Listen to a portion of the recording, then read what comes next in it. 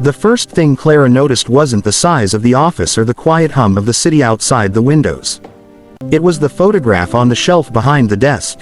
She stopped walking, her breath caught. The girl in the picture was no older than 7, standing in front of a faded school building, hair tied with uneven ribbons, wearing a yellow sweater that was clearly a size too big.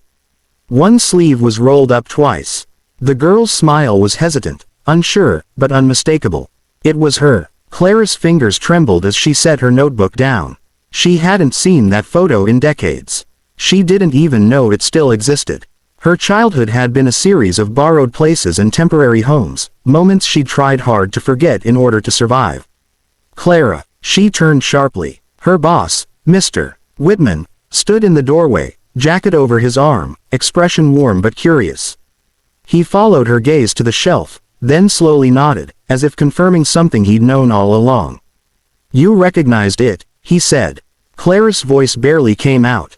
"Why do you have a picture of me?" He walked in, set his jacket aside, and leaned against the desk. For a moment, he said nothing. "That photo was taken at a community learning center in Leeds," he finally said. "About 20 years ago." Clara's chest tightened. The memory rushed back. After-school programs, donated books, volunteers who came and went, and one man who always stayed a little longer. "I volunteered there," he continued. "Just once a week. You used to arrive early and wait by the door so you wouldn't miss anything." Clara swallowed. "I didn't have anywhere else to go." "I know," he said gently. "You told me you liked offices. Said they felt safe, organized, like people knew what they were doing." Tears blurred her vision. "I took that photo on the last day," he said. "You asked me if grown-ups ever really keep their promises." Clara let out a soft, broken laugh. "I forgot I said that." "I didn't," he replied. "I kept it to remind myself why kindness has to be consistent. Not dramatic, just present." Clara sank into the chair, emotions flooding in all at once. "I almost didn't take this job," she admitted. "I thought someone like me wouldn't fit in here." Mr. Whitman smiled. "I recognized your name the moment I saw your application. I hoped it was you."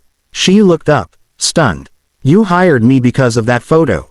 "No," he said. "I hired you because you earned it. But I kept the photo because I believed in you long before you believed in yourself."